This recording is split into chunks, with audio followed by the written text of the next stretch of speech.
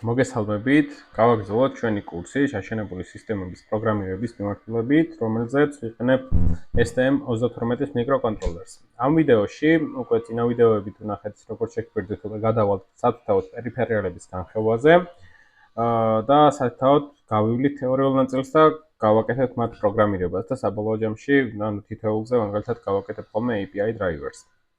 ბიბლიოთეკას ეგრეთ წოდებულს. მოკლედ, სანამ იდეაში დავიწყებ უკვე პროგრამირების განხილვას და თეორიის ახსნას, პირველ რიგში მინდა გითხრათ, რომ ამ ვიდეოში განვიხილავ GPIO peripherals, ამის შემდეგ ვიდეოში უკვე მის პროგრამირების გავივლით და შემდეგ I2C peripherals. მანამდე მინდა გითხრათ, თუ რატო გვჭირდება ეს ყველაფერი და რას წარმოადგენენ ეს peripheralები. ზოგადი ნებისმიერი ავტომატური სისტემა რო წარმოვიდგინოთ და ზოგადი ფოტო რო წარმოვიდგინოთ, აი მაგალითად ჭკვიანი სახლი, ავტომობილი, კონდიციონერი, რაღაცა პარკინგის სისტემა, სადარბაზოს შემოსასვლელი სისტემა, ლიფტი, თუ რაც არ უნდა იყოს, ყველა მოწყობილობაში არის მიკროპროცესორი, მასზე იმის მიხედვით თუ რა ამოცანის შესასრულებლად გამოიყენება, შეიძლება იყოს სენსორი, შეიძლება იყოს ღილაკები, შეიძლება იყოს მონიტორი, სენსორული ძრავები დაყენებული და ასე შემდეგ. ის ყველაფერი, რომ გაიმართოს და ისე იმუშაოს, ყველაფერს სჭირდება, რა თქმა უნდა, მიკროპროცესორი, რადგანაც მიკროპროცესორი აკონტროლებს ამ ყველაფერს. მიკროპროცესორი არის პრეზიდენტი, იმპერატორი თუ ნებისმიერი რაღაცა შეგვიძლია უწოდოთ, ადამიანი, რომელიც ეუბნება დანარჩენ პერიფერიალურ მოწყობილობებს თუ როგორ იმუშაონ მათ. როგორც გითხარით, თითოეული სხვადასხვა ამოცანის შესასრულებლად გამოიყენება და მაგალითი რო წარმოვიდგინოთ, თუნდაც აი სასაზღვრო პუნქტებზე, აეროპორტებში, თვითმფრინავებში სადაც გამოიყენება, მაგალითად მარტივ მაგალითს მოვიყვან, ჩასარიცხე აპარატის სისტემა, ან ბანკომატის სისტემა, შეიძლება ხშირად ვიყენებთ, ძალიან მარტივად არის ყველაფერი აქ, თუმცა ძალიან რთული და კომპლექსური პროცესების დამუშავება ხდება ამ დროს. მაგალითად, სტანდარტულად რაღაც მონიტორზე გამოსახული არის ეკრანი, სხვადასხვა გამოსახულებები წარწერები იცვლება, ის თუ როგორ გამოვიდეს ეს წარწერები, ის თუ როგორ მიიღოს ფული, ის თუ როგორ გააკეთოს რაღაცები, მოითხოვს სხვადასხვა პერიფერიალების მუშაობას. თითოეული როგორც გითხარით, სხვადასხვა რამეს აკეთებს, თუმცა მაგალითად GPIO-ზე მარტივად ნათურის მაგალითიც რო გავაკეთეთ, ვიცით რომ აკეთებს ესეთ რაღაცას. აქ ჩვენს პროცესორს აქვს პინები, ამ პინებზე შეუძლია გამოიტანოს ერთიანები ან ნოლიანები, ან მიიღოს ამ პინებზე ერთიანები და ნოლიანები.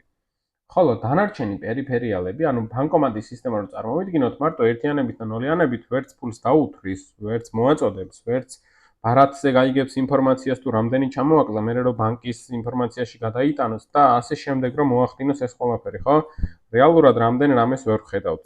როცა ბარათს დავადებთ, ბარათის იდენტიფიკაცია უნდა მოხდეს, ამოიკითხოს მასში არსებული ინფორმაცია, ასე იგი ბარათის წამკითხველი გვაქვს, ხო?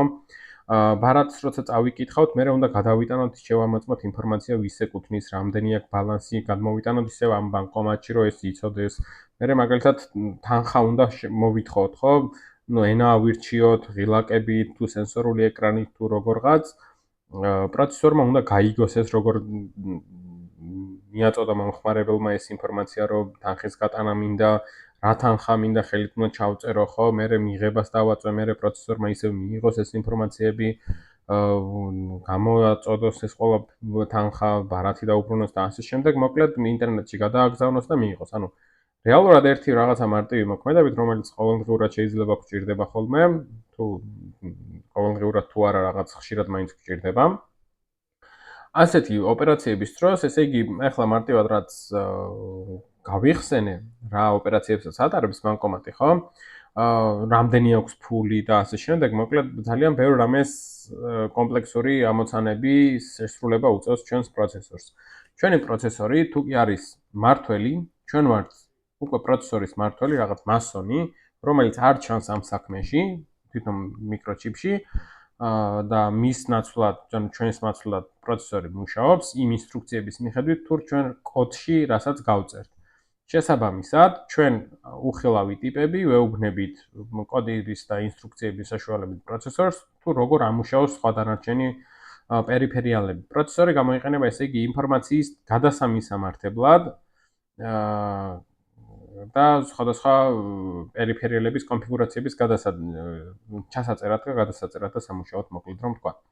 პერიფერიალებზე იმედია გავიგეთ უკვე ყველაფერი და შეიძლება რამდენიმეჯერ ვახსენე ეს სისტემა თუ როგორ მუშაობს, მაგრამ იმიტომ რომ მინდა რომ ყველაფერი საბრძოლველად გავიგოთ. ამის შემდეგ რაც ვახსენე ბანკომატის მაგალითზე, GPIO, ესე იგი მარტო ერთიანებს და ნოლიანებს აგზავნებს, მაგრამ თუ დიდი ტექსტის გაგზავნა მინდა, თუ ინფორმაციის მიღება მინდა, თუ სენსორიდან რაღაც ინფორმაცია მივიღე ბანკომატმა რომ ფული დათვალოს და მიაწოდოს ზუსტად იმდენი როდის გახსნას ძრავი და ის მექანიზმი რომელიც ფულს მიაწვდის და ასე შემდეგ. ამ ყველაფერზე შეიძლება მაგალითად მე მჭირდება I2C კომუნიკაციის პროტოკოლი. კომუნიკაციის პროტოკოლში იგულისხმება რომ მე მინდა პროცესორიდან რაღაც ინფორმაცია გავაგზავნო. მაგალითად 100 ლარის გამოტანა. ხო, ან მაგალითად მე რომ ეს 100 ლარი რომ გამოიტანა, მე ჩაიწეროს ეს ინფორმაცია სადღაც ინტერნეტში გადააგზავნოს, ბანკს მიაწოდოს ინფორმაცია, ბანკმა იქ მოვაჭრას და რაღაცა, ეს უკვე იქით ამ ხარეს არ ვეხები, უბრალოდ აქეთ ყველაფერი ხო მუშავდება.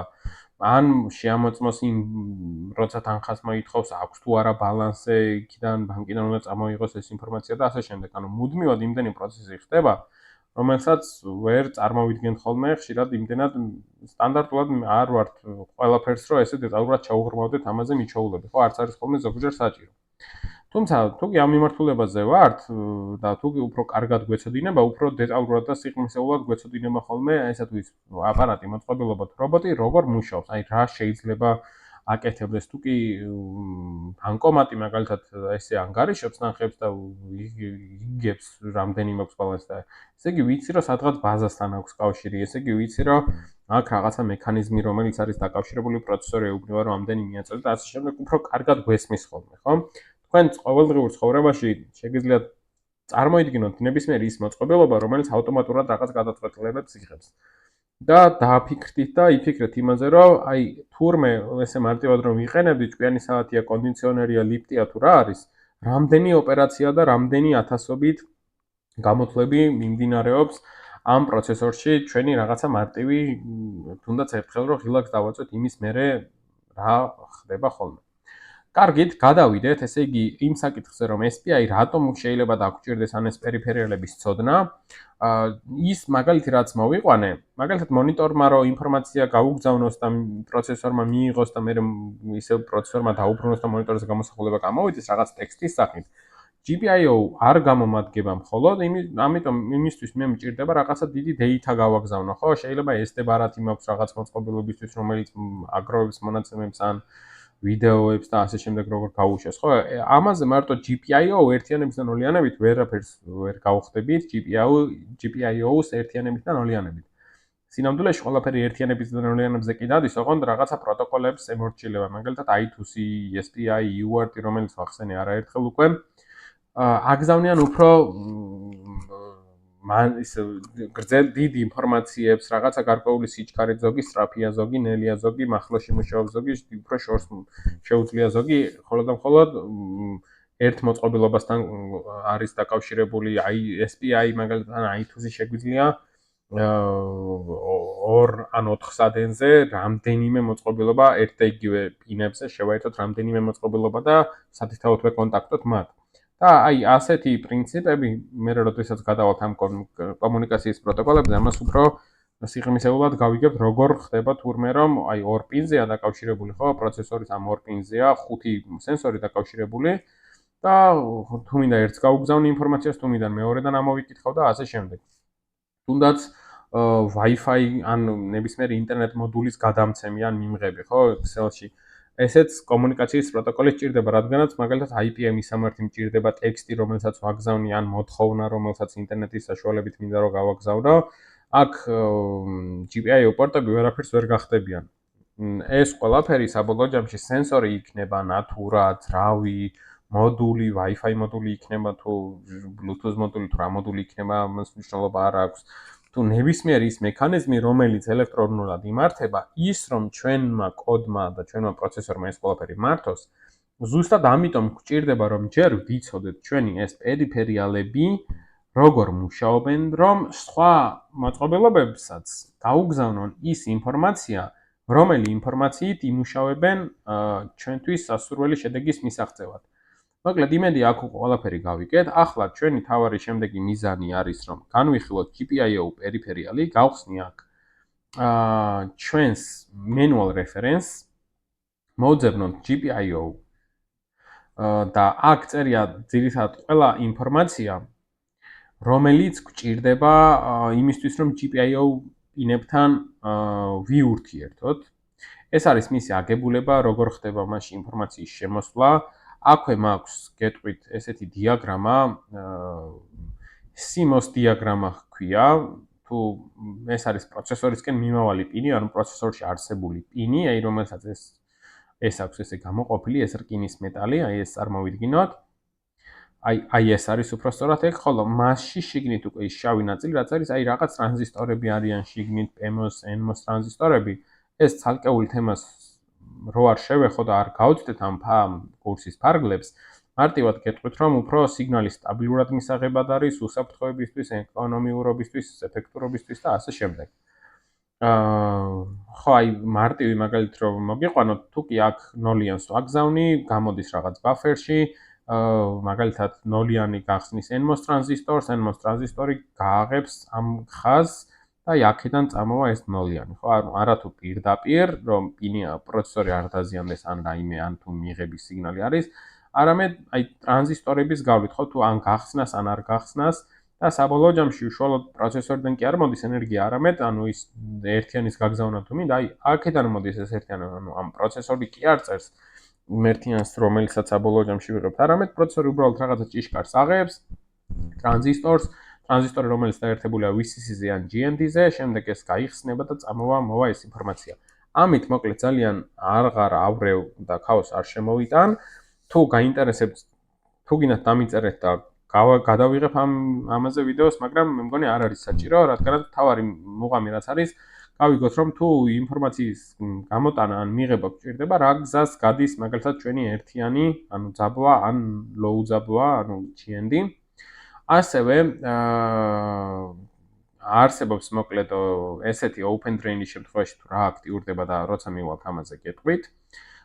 და კიდევ არსებობს ესეთი pull-up pull-down რეზისტორები. ეს გარედანაც შეგვიძლია ჩვენი ხელითაც ავაწყოთ, ზოგიერთ პროცესორში შეიძლება არ გქონდეს, ზოგიერთ შეიძლება გქონდეს, თუ კი არ აქვს შეგვიძლია ესე იგი ხელით ავაწყოთ, წინაღობა დავაერთოთ პინთან და GND და VCC გავატაროთ, ხო? აქ უნდა მოვიძიოთ უბრალოდ უფრო მაღალი წინაღობა, მაღალი ომი, მაღალი კილო ომი უნდა გქონდეს, მაგალითად როგორც ვიცი, 1 კილო ომი შედარებით ძალიან ცოტა არის ხოლმე, 40 კილოზე ადის ხოლმე, თუ სწორად მახსოვს. ანუ ეხლა ნახეთ ეს როგორი შემთხვევა არის.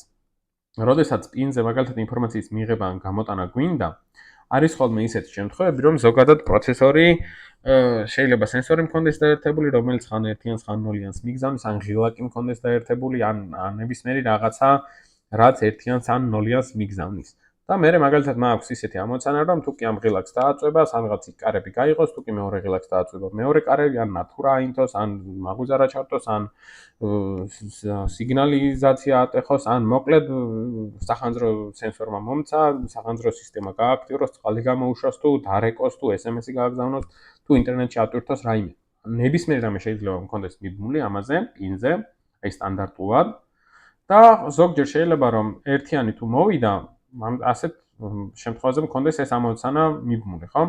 ხელი თუ მივიტანე, ან ელექტრომაგნიტური ველი თუ ახლოს მოხვდა, ან რაღაცა სხვა კვების კაბელი, ან რაღაცა შეიძლება პატარა ხმაური ქვია ხოლმე, რომ ამ პინზე გადავიდეს ის და თუ დააკვირდებით, მაგალითად Arduino-ზე ან ამაზე თუ გქონიათ ხოლმე ანალოგ რიდით თუ წაგიკითხავთ ინფორმაცია ცარიელ პინზე, ან ხელი მიგიტანიან, შეიძლება რაღაცა შეიცვალოს ეს ინფორმაცია, რადგანაც მცირე დენად აღიქმება და ეს მცირე დენი შეიძლება ჩვენ პროცესორს ერთიანი ეგონოს და იმის გამო რომ სენსორს არაფერი არ უთქვამს ან ღილაკზე არ დაგვიწოლია, რაღაცა ჩართოს, რაღაცა გააქტიუროს და ესე მოხდეს. ესეთი შემთხვევებისთვის გვაქვს ხოლმე ესეთი pull-up pull-down წინაღობები, ეს ყველაფერი კი იმისთვის გვჭირდება, რომ აი აქეთ ჩვენთან რო ჩამოვიდეთ, მოდი დავიწყოთ ახლა უკვე ჩვენი GPIO რეგისტრების განხილვა. სულ გვაქვს აი GPIO მოდი რეგისტრებზე გადავალ პირდაპირ. სულ გვაქვს აი აქეთ რო ჩამოვშალოთ 1 2 ესე არ გვინდა პირდაპირ რეგისტრ მაპზე რო გადავიდეთ. აი აქ არის ყველა რეგისტრის ჩამონათვალი, რომლებიც გვაქვს. ხო, მეტი აღარ არის უკვე. 1 2 3 4, ნუ აღარ დავთვლი ამას, 1 2 3, ნუ 10 რეგისტრია მე მგონი სულ. აი აქედან რაც ჩანს. მოდი გადავიდეთ პირველ რეგისტრზე. რეგისტრებით ჩვენ შეგვიძლია ჩვენი პერიფერიალები, ანუ GPIO ვაკონტროლოთ. წინა ვიდეოებიდან თუ გახსოვთ, აი აქ მე გადავდიოდი არქიტექტურაზე, მაგალითად მინდა რომ მართო აი GPIO-ის პერიფერიალის რეგისტრები, ხო? ანუ 4002 ამ მისამართიდან იწყება ეს პერიფერიალები. შემდეგ რო გადმოვიდეთ ამ რეგისტრზე, იმ მისამართს 402000-ს რო დაუმატოთ მაგალითად 0x18, მოხვდებით აი ამ მისამართზე, აი აქ 0 ინდექსის მქონეზე. ამას თუ ერთიანს გადავიტანთ მარცხნივ მე-10 ბიტზე, გადმოვა რომ აქეთ ჩავწერე ერთიანი და ასე შემდეგ. ახლა მოდი განვიხილო, ანუ ეს არის GPIO-ის შემთხვევა. ხოლო თუ GPIO-B მინდა, მაშინ 4020-0400 და ამას დავუმატებ 18-ს. აი აქ, აი ამ 18-ს, რომელიც წეღან თქვი, აი აქ 14 და აი 18, აი ამას, მაშინ GPIO-B-ზე იქნება ეს ყველაფერი, ხო? გადავიდეთ ესე იგი რეგისტრებზე, გვაქვს სულ input mode, ან სულ გვაქვს ესე იგი 32 ბიტი ამ mode-ის გასაკონტროლებლად, ანუ შემიძლია mode რო ავირჩიო, ხო? თუ რა mode-ში იყოს. ახლა მოდი განვიხილოთ რა mode-ები გვაქვს სულ. Input mode, general purpose output mode, alternate function mode და analog mode. Input mode default-ად თუ კი clocks გავააქტიურებთ, ანუ bus გავხსნით GPIO-სა და მაგალითად GPIO-A-ის შორის, GPIO პერიფერიალზე. გაიხსნება GPIO პერიფერიალი გააქტიურდება და სტანდარტულად იქნება input რეჟიმზე.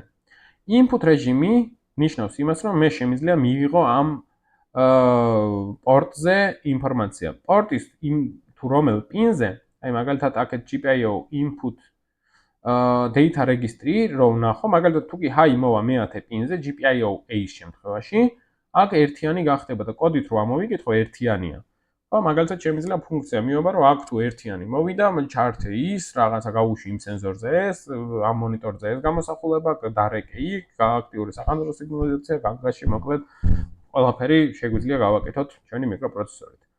ხოლო თუ ნოლიანი მოვიდა, მაგალითად იყავი სტაბილურად, ხო? ანუ მარტივად მივხვდით, რომ თუ ერთიანი მოდის რომელიმე პინზე, ასეთ შემთხვევაში შეგვიძლიათ ამოვიკითხოთ კოდით, აი ამ მისამართის აი სასურველ ბიტზე და მივხვდებით თუ ანუ ჩვენი ამ პინიზე მივიღეთ თუ არა ინფორმაცია.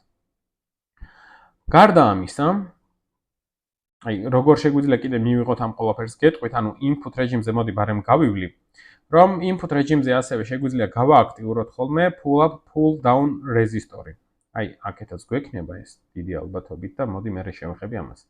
ხო, ესე იგი მეორე გვაქვს output რეჟიმი. Output-ი არის რომ პინზე ან გამოვიტანოთ ერთიანი, ან გამოვიტანოთ ნოლიანი. ანუ რაც გვინდა რომ ის გამოვიტანოთ. მესამე არის alternate function mode. ეს mode გჭირდება ხოლმე, როდესაც მარტო ერთიანი და ნოლიანი კი არა, ერთიანების და ნოლიანების რაღაცა თანმიმდევრული კომბინაცია მჭირდება, ხო? აი მაგალითად კომუნიკაციის დროს გადაგზავნა მინდა რაღაცის. აი მოდი ამას გავასუფთავებ. და მოდი ხელახლა გავაკეთებ ესეთ რაღაცას. რომ ნახეთ, მაგალითად მე ინფორმაციის გადაგზავნა მინდა I2C პროტოკოლის საშუალებით, ხო? I2C პროტოკოლი რას ნიშნავს, ხო? ანუ ერთ პინზე აუცილებლად უნდა გავააქტიურო clock-ი რაღაც სიხშირით, რომელიც სულ ესეთ იმპულსებს აგზავნის ვიცით, ხო, რაღაც სიხშირეზე. მოკლედ ეს ცოტა ამერია, მაგრამ ეს ყველაფერი უნდა იყოს თანაბარი ხოლმე. ეს არის C, ანუ clock-ის line-ი, ეს იყოს მეორე D, ანუ data line. და data line-ზე მაგალითად ესე გვაქვს. და ნახეთ როგორ ხდება. ორივე უნდა გადავიყვანოთ, მაგალითად თუ კი I2C-ისთვის ვიყენებთ alternate-ზე, ანუ alternate-ები გვჭირდება თუ კი ამ პინებს მარტო GPIO კი არ იყენებს, არამედ სხვა პერიფერიალებიც იყენებენ რაღაცა განსხვავებული ფუნქციით. არა თუ ჩვეულებრივად ერთიანი და ნოლიანების სტანდარტულად როცა მინდა გავაგზავნო მივიღო, არამედ რაღაცა მთლიანი დიდი ინფორმაცია იკვრება და მინდა რომ გაუშვა ეს ინფორმაცია და ეს პინები alternate ფუნქციაზე უნდა გადავიყვანო, რომ ეს ინფორმაცია ესე გააუშვან ან მიიღო. ანუ აქ მაგალითად ახლა ვერ ხედავ 1 მაქვს, იმიტომ რომ აქ მაღალი სიგნალი იყო, აქაც 1 მაქვს, რადგანაც აქ მაღალი იყო. ამის მერე აქ უკვე 0 მოდის. აქაც 0, აქაც 0, აქ 1, აქაც 1, აქაც 0. ანუ ნახეთ, მიმღები ან მე თუ არ მიმღები, ესეთი სიხშირის clock-ი მომდის ამ პინზე და უნდა უთხრა ჩემს პროცესორს, რომ მე მაქვს ესეთი clock-ი, რომ მე ეს clock-ი რომ მეც მივიღო, მაგალითად ან თუ მე მინდა რომ გავცე, ხო, ეს clock გადვაქცევ ამას და მე ვაგზავნე აი ზუსტად ესეთი სიგნალით ამ პინებს. ხოლო ეს ყველაფერი მარტივად ხდება უკვე როდესაც გამოვიყენებთ უფრო alternate function-ებს, მე უფრო კარგად გავიგებთ ზუსტად თუ რა მოხდა, როგორ მოხდა, ხო? ანუ იმისთვის რომ ჩვენ მონაცემები ესე გავაგზავნოთ, ხო, 1-იან 0-იანი 0-0-0-1-1-0, ანუ ახლა რაც მიწერი აქ, ეს რაღაცა ინფორმაცია არის, ხო? ეს რაღაც შეიძლება სიმბოლო იყოს, ტექსტი იყოს თუ რაღაცა, ეს ამას მნიშვნელობა არ აქვს, თავარია ჩვენ რა ინფორმაციის გაგზავნა გვინდა და როგორ ვაგზავნეთ. ესე იგი alternate function-ი გვეხმარება იმისთვის, რომ გადავიყვანოთ ჩვენი პინი კიდევ სხვა რეჟიმზე, არა თუ GPIO სტანდარტულ input and high output რეჟიმზე, არამედ სხვა რეჟიმზე. მოკლედ, აი აქეთ ისევე დავბრუნდეთ ჩვენ შემთხვევაში alternate და analog mode-ი უკვე ვიცით ალბათ, რომ ანალოგური ინფორმაციის წაკითხვა რომ შევძლოთ. ამის შემდეგი, ანუ პირველ შემთხვევაში mode-ში უნდა ჩავწეროთ ის რეჟიმი, რომელი რეჟიმიც გვინდა რომ pins კონდეს. თუ კი input-ს ჩავწერთ, ან თუ კი output-ს, ამ ორ ვარიანტს განვიხილავ ახლა, ხოლო alternate-ს მხოლოდ და მხოლოდ იმ შემთხვევაში, რომ იმის მერე, როდესაც დავიწყებთ alternate-ის გამოყენებას. ახლა ეს არ გვჭირდება, უბრალოდ არსი მთავარია რომ გავიგეთ, რომ მაგალითად კომუნიკაციის პროტოკოლებისთვის გვჭირდება ეს alternate mode-ები. შემდეგ არის pod output type registry, ანუ output-ზე თუ გადავიყვანთ, input-ზე აზრი არ ექნება ამ რეგისტრს, თუ კი output-ზე გადავიყვანე, როგორი რეჟიმი იყოს. Output push pull reset state-ში, ანუ ეს იგულისხმება პირველ რიგში, ანუ თუ კი კონფიგურაციას არ გავწერთ, ესეთი კონფიგურაცია იქნება გაწერილი, ანუ 0-იანი ეწერება, output open drain. ამაზე, მოკლედ, მე წინა ვიდეოც ჩავწერე, ოღონდ იმ ვიდეოს არ ავტვირთავ და ამ ვიდეოს ავტვირთავ, რადგანაც აი მქონდა უფრო მეტი დრო დათმობილი, უფრო გარე თემას, ელექტრონიკას და რაღაცებს შევეხე რაღაცებს, რომელიც ჩავთვალე რომ არ იყო საჭირო და ცოტა დიდი ვიდეო გამოვიდა. ანუ აქეთ ჩვენ შემთხვევაში output push pull-ში მარტივად რომ გითხრათ, იგულისხმება ესეთი შემთხვევა, რომ მე თუ კი აქეთ გამოვაგზავნე 0-იანი, საბოლოო ჯამში მივიღო 0-იანი, თუ კი გამოვაგზავნე 1-იანი, საბოლოო ჯამში მივიღო 0-იანი. ის თუ როგორი არქიტექტურაა და რატო არის ესეთი და რაღაცები, ამაზე მქონდა საუბარი, მარტივად თუ გინდათ გითხრათ, უბრალოდ უსაფრთხოებისთვის, უფრო ენერგოეფექტურობისთვის და დაცულობისთვის და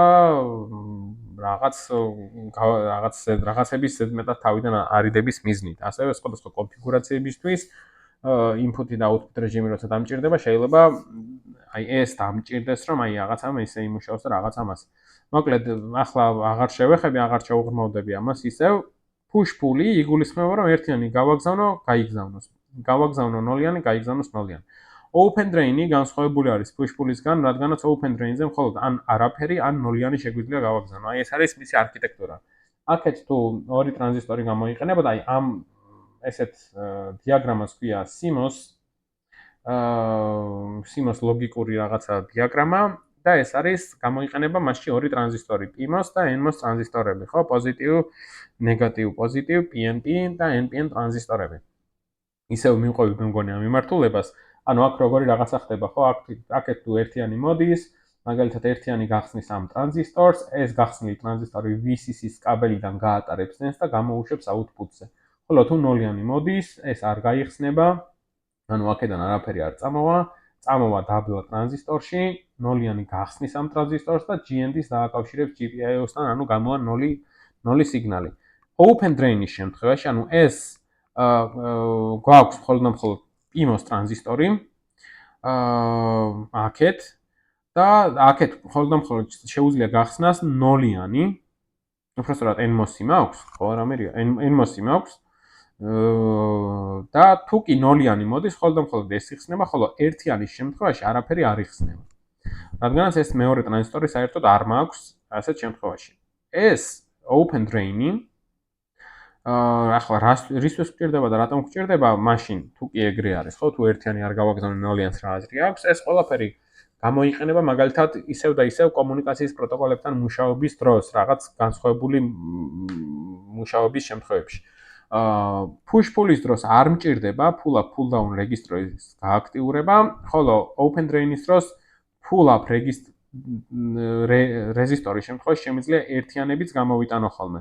ოღონდ როგორც გითხარით, თუ I2C-ის, თუ SPI-ის ან რაღაცა სხვას გამოვიყენებთ ხოლმე, ასეთ შემთხვევაში იქნება. ანუ შემიძლია ან სუფთა ნოლიანი გავაგზავნო, სუფთაში იგულისხმება, აი აქეთ რომ ამ ფოტოზე გადმოვიდეთ. ხმაური ელექტრონიკის ხმაური ხელის მიტანა ან რაღაცა შეიძლება მოხდეს და ერთიანად აღიქვას ჩვენმა პინმა. აი მიღების შემთხვევაში. მოდი ამ ყველაფერს input-ზე რო გადავიდეთ, მე უფრო კარგად გავიგებთ. მანამდე დავიმახსოვროთ, რომ ესე იგი output-ი არ გჭირდება სტანდარტულ რეჟიმზე, მაგრამ ამას ქვია ხოლმე high-z state-ი უნდა ვთქვა, მაგრამ მოდი ესეც არ მინდა. შემდეგი რეგისტრი არ არის, ანუ ამას მიუბრუნდები, რომ უფრო კარგად გასაგები გახდეს, მოდი input-ს როცა გავივლი, მე ვიტყვი ამას მაგალითი უფრო კარგი გახდება. შემდეგი არის speed-ი, თუ თითოეულ პინზე რა speed-ით იმუშაოს, ეს არის low, medium, fast და high speed-ი. შემდეგი არის pull-up, pull-down რეგისტრი, აი ეს წეღან რაზეც საუბრობდი. აი აქეთ მაქვს ეს და paint-შიც მაქვს გახსნილი ეს რაღაც. ანუ აქეთ როგორი რაღაც არის, ეს არის ჩემი პინი, აი აქეთ მაგალითად, რომელიც პროცესორიდან გამოდის. შეიძლება მიკროსქემაზე დაერთებული იყოს აი ესეთი დიაგრამა, ანუ pull-up რეზისტორი იყოს დაკავშირებული და pull-down რეზისტორი. და კოდის საშუალებით შემიძლია ანუ ჩაშენებული იყოს ეს ყველაფერი პროცესორში. და შემიძლია ეს ყველაფერი მართო რა თქმა უნდა კოდით. ან თუ არ იქნება, შეიძლება ხელით დავაყენო ზუსტად ესეთი სახით, ხო? ანუ პინიდან როგორც კი გამოდის რაღაცა სიგნალი, დავუყენო მას წინაღობა და აქედან GND და აქეთ VCC დავაერთო და აქეთ GND. ნუ აღარ გავაკეთებ ახლა ამის დახაზოს ამ დიაგრამისას ხელახლა ისედაც ხედავთ.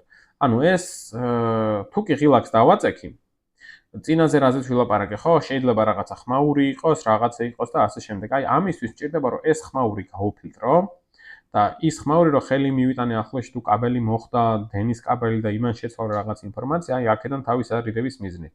ანუ ეს არის ჩვენი შემოხაზული წითლად, რასაც ხედავთ, ჩვენი პროცესორის მხარე. აქ მოდის სტანდარტულად ახლა ამ ნახას რა შევხედოთ. აქედან GND მოდის, რომელიც გაწყვეტილია და აქედან მოდის ძაბვა. წინაღობის გავლით. დენს აქვს ესეთი თვისება, ამასაც აღარ ჩავკონკრეტები, მიდის ყოველთვის თავისუფალ ნაწილში. ანუ აქედან სტანდარტულად ახლა ამ პინზე გვაქვს მე ერთიანი მოდის, ანუ high signal-ი მოდის. ხოლო თუ კი მე ღილაკს დავაწვევი, ნახეთ რა მოხდება, ეს დენი წინაღობის გავლით წამოვა GND-ში და აღარ წავა აქეთ და აქეთ მექნება უკვე ნოლიანი, რადგანაც აქეთ არაფერი აღარ შემოვა აქეთ, ხო, high signal-ი აღარ წამოვა. ანუ მე თუ კი აქედან შემდეგ სენსორს მიღების შემთხვევაში სენსორს დავაერთებ, ხომ? ანუ სენსორიდან წამოსული ინფორმაცია რაც იქნება, ხო? ანუ აქეთ ეს ყველაფერი წამოვა აი აქეთ. რადგანაც GND-ზე არ წამოვა. ანუ თუ ღილაკი მაქვს დაერთებული, ხო? ღილაკიდან წამოსული ინფორმაცია, აი აქ როგორც ხედავთ, ხო? ზუსტად სუფთად წამოვა, აი აქეთ და შემოვა ზუსტად სუფთა ინფორმაცია, რადგანაც ზედმეტ ხმაურს და რაღაცებს, აი ეს ფილტრავს ზუსტად რასაც აქ ხედავთ. ასევე გვაქვს pull down წინაღობა, რომელიც ამ შემთხვევაში თუ ღილაკის დაწერის შემთხვევაში ნოლიანი მოდიოდა, ახლა ერთიანი რო გამოიგზავნოს. ანუ high ან low signal-ზე, იმის მიხედვით high signal-ი გჭირდებათ low signal-ი, amის მიხედვით შეგვიძლია pull down რეჟიმი გავააქტიუროთ. აქედანაც სტანდარტულად პინზე ახლა დაკავშირებული არის ნოლიანი, ანუ GND წინაღობის გავლით, ხოლო თუ კი გავააქტიურებთ ჩვენ აი აქ ამ ღილაკს დავაწვევით, დენი წამოვა აქეთ. აქეთ წინაღობა შეხვდება და აქეთ აღარ წამოვა აი აქეთ და აქეთ გვექნება უკვე ერთიანი. ანუ სტანდარტულად გვაქვს ნოლიანი, ღილაკის დაჭერის შემთხვევაში გვექნება ერთიანი. მოკლედ, ეს არის ჩვენი pull-up pull-down რეზისტორის შესახებ ინფორმაცია, თუ როგორ მუშაობს. აი აქეთ დავუბრუნდეთ და აი აქ როგორ შეგვიძლია ავარჩიოთ ეს ყველაფერი, ხო? თუ გინდა რომ ეს საერთოდ რეჟიმი არ გავააქტიუროთ ნოლიანს წერთ რეგისტრში შესაბამისი პინისთვის მაგალითად 0 პინისთვის, 1 პინისთვის, მეორე პინისთვის და ასე შემდეგ, ხო? pull-up-ის გააქტიურება თუ გინდა 0-1 ჩავწერთ, pull-down-ის 1-0 და 1-1 აზრი არ აქვს, რეზერვად არის, არაფერს არ ნიშნავს ეს ყველაფერი. შემდეგი არის GPIO port input data registry, ანუ აქ ეს ყველაფერი open drain-ზე რო ვილაპარაკე ახლა. Open drain-ი, ანუ როდესაც რაიმე წინაღობა ან რაღაც ესეთის გავლის გარეშე ხდება, ჩვეულებრივი დაკავშირება, ან პინზე როდესაც გამოდის open drain-ით ინფორმაცია, თუ ნოლს არ ვაგზავნით, ამას ქვია high impedance, high Z state-ი, ანუ რაღაცა ხმაური შეიძლება სხვადასხვა რამის მიერ იყოს გამოწვეული და აქეთ რო დავუბრუნდეთ აი ამ დიაგრამაზე, მხოლოდ იმ შემთხვევაში წამოვა 0, თუ კი მე დავაწვევი, თუ კი მე კოდიდან გამოუშვებ აქეთ 0-იანს. ხოლო დანარჩენი იქნება ხმაურის შემთხვევა, ახლა უკვე ვიცით, ამ შემთხვევაში ახლა უკვე ვიცით ჩვენ ეს pull down წინაღობა და pull down წინაღობის შემთხვევაში შეგვიძლია უკვე ერთიანები გამოუშვათ გარკვეული იმ high Z მდგომარეობით, ხო? ის high Z ნიშნავს, თუ კი რაღაცაზე პატარა ერთიანის ხმაურივით იყო, აქ გაიხსნება მთლიანად ტრანზისტორი და გამოატარებს მთლიანად ძაბლას. ნახეთ როგორ რაღაცას გულისხმობ. მოდი აი ამ ფოტოზე დავბრუნდები. წარმოვიდგინოთ, რომ აქ ეს ზედა ნაწილი არ გვაქვს. მოდი აქეთ გადმოვიტან ამას.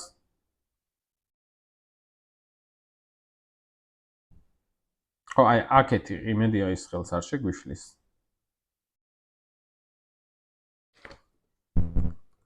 აი ესე ჩავსვავ.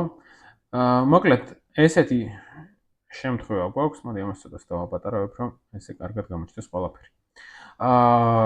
ესეთი შემთხვევა გვაქვს, ოღონდ აქ ეს ნაწილი აღარ გვაქვს, აი ესე ამას მთლიანად X-ით მოვნიშნავ და აქეთ გვაქვს VCC, საიდანაც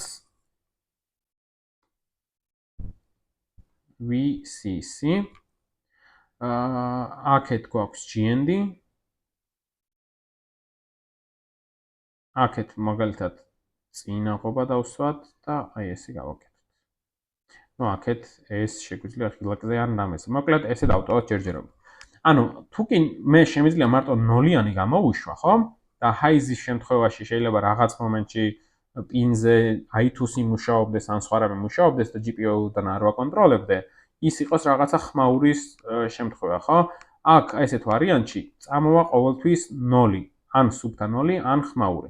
ხმაურის შემთხვევაში იგულისხმება, რომ აქ ჩემი pull-up რეზისტორი ავტომატურად გააკეთებს ესეთ რაღაცას, რომ უკვე ძაბვის გავლით მოხდება ეს ყველაფერი, ოღონდ დენი იქნება ძალიან ცოტა, რადგანაც აქ მაქვს მაღალი წინაღობა.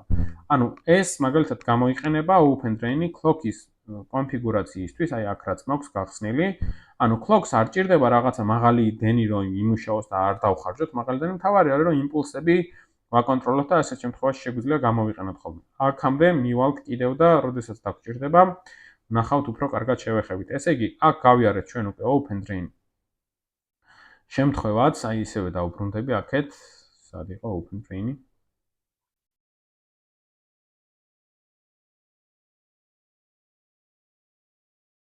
ხო, ნუ რაღაც რჩება, აი აქ.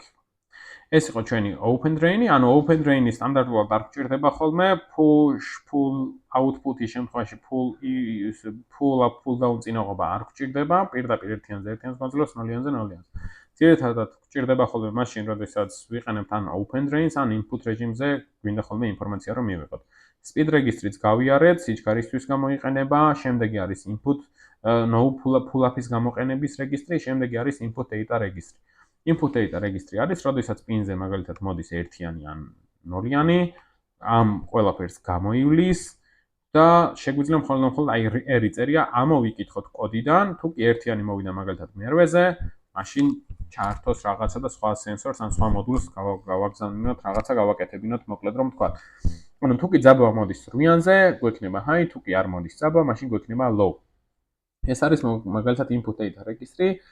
მეხსიერების რეგისტრი მონაცემების შემნახველი. უბრალოდ, როდესაც შეგვიძლია რომ ნებისმიერ დროს შეგვიძლია მივაკითხოთ, ამოვიკითხოთ რა ხდება და გვეცოდინება ამ პინზე არის თუ არა რაიმე სიგნალი შემოსული. შემდეგი არის output data registry. Output data registry უკვე ჩვენ შეგვიძლია output data registry-ზე ჩავწეროთ ინფორმაციები, თუ high-ის ჩავწერთ ერთიანია, ერთიანს თუ ჩავწერთ high-ა, თუ 0-იანს ჩავწერთ, მაშინ 0-იანია. ხო, ანუ ეს ნატურის შემთხვევაში ეს გამოვიყენეთ ჩვენ წინწიმის, ხან ერთიანს ვაგზავნიდით, ხან 0-იანს ვაგზავნიდით ხოლმე ჩვენ. ახლა ნახეთ კიდევ ერთი ესეთი რაღაცა. აქვე წერია რომ for atomic bit set reset, ანუ atomic bit set reset რეგისტრი არის კიდევ, რომელიც ცოტა განსხვავებულად წერს ამ რეგისტრში ჩაწერილი ინფორმაციით output data რეგისტრზე წერს 1-იანს ან 0-იანს. ნახეთ როგორ. 0-დან 15-მდე ბიტები, ანუ აი ეს ბიტები no action 0-იანს თუ ჩავწერთ აზრი არ ექნება, ანუ 0-იანის ჩაწერა არ შეგვიძლია, არც ამ პინზე ამოვიკითხოთ ინფორმაცია, ეგეც არ შეგვიძლია. 0-იან, ან უნდა ჩავწეროთ 1-იანი, ან არაფერი. ასევე არის 31-დან 16 რეინჯში არსებული ბიტები, ან 1-იანს წერთ, ან არაფერს. ახლა ვნახოთ, თუ კი 0-ზე, ანუ მაგალითად პორტ B-ს მე-7 პინზე მაქვს საუბარი. თუ კი მე-7 ბიტში მერვე ბიტი არის რეალურად, იმიტომ რომ 0-დან იწყება, ინდექსით 7 ბიტში მინდა რომ ჩავწერო hi. ნახეთ, 1-იანს თუ ჩავწერ მე-7-ში, set-ზე corresponding ODR bit X, ანუ ODR ხო ეს არის? ODR. მე-7, ანუ ინდექსად 7 უпростоრად, მე-7, იყოს 7 ბიტში, ინდექსად 7-იან ბიტში ჩაიწერება 1-იანი, რადგანაც მე აქ ჩავწერე 1-იანი. ხოლო თუ მინდა რომ 0-იანი ჩავწერო, ვიცი რომ 0-იანი გავლენას ვერ ახდენს, მაშინ აი აქ BR7, bit reset 7, bit set 7. bit reset 7-ში რო ჩავწერო 1-იანი, აი აქ ეს გადაიქცევა უკვე 0-იანად. ანუ ეს არის უკვე atomic, რასაც ქვია, set reset რეგისტრი, ხო? ანუ შემიძლია 1-იანი და 0-იანები აქედანაც გავაგზავნო, შემიძლია output data რეგისტრიდანაც გავაგზავნო ხოლმე. ასევე გვაქვს port configuration lock რეგისტრი. ეს lock რეგისტრი, ამის შემდეგ გვაქვს alternate function low რეგისტრი და high რეგისტრებიც გვექნება. ეს ყველაფერი უკვე ცალკეული ამოცანებისთვის გამოიყენება, როდესაც გადავალთ, განვიხილავთ უკვე ამას თუ რას წარმოადგენენ და როგორ შეგვიძლია მათი კონტროლი. მათი რეგისტრებზეც დაგვჭირდება მუშაობა აუცილებლად და ჯერჯერობით დავტოვოთ, მოდი იქამდე რომ ჩვენ შეგვიძლია, ესე იგი რეჟიმები ვაკონტროლოთ მხოლოდ და მხოლოდ აი ესეთი ვარიანტებით, ხო? მანამდე რაც გავიარეთ, GPIO-ს რეგისტრები, ანუ output და alternate function-ის მერე რეგისტრები აღარ არის, ანუ სულ ეს არის ჩვენი GPIO პერიფერიალი. შეგვიძლია მაქსიმუმ ესეთი რაღაცები გავაკეთოთ თითოეული ბიტისთვის, თითოეული პინისთვის და ასე შემდეგ. სულ ეს იყო ამ ვიდეოთი დაგემშვიდობებით. ამის შემდეგ დავიწყებ უკვე API driver-ის გაკეთებას, ანუ ბიბლიოთეკის შექმნას და ჩვენი დაწერილი ბიბლიოთეკით შევძლებთ, აი ძალიან მარტივად, ანუ ყოველ ჯერზე რომ ხელით არ წეროთ რაღაცები, არამედ ერთხელ დავწერთ და მერე უკვე მარტივი დასახელებით, ხო? დავწერე რომ მაგალითად ავირჩიო pull up, pull down რეჟიმი, შემდეგ input რეჟიმზე გადავიდე და ამოვიკითხო რა ხდება data input data pin-ზე. ესეთი რაღაცები იქნება, შემდეგიდან უკვე ისევე სათითაოდ თან განვიხილავ, თან გავაკეთებ, ხოლმე manual reference აუცილებლად დაგჭირდება, მიხვდებით ხოლმე რა და როგორ უნდა დავწეროთ კოდში, შემდეგი უკვე მოდი გავაკეთოთ GPIO-ს input და output რეჟიმები დავწეროთ კოდის საშუალებით. დაგემშვიდობებით შემდეგ ვიდეომდე.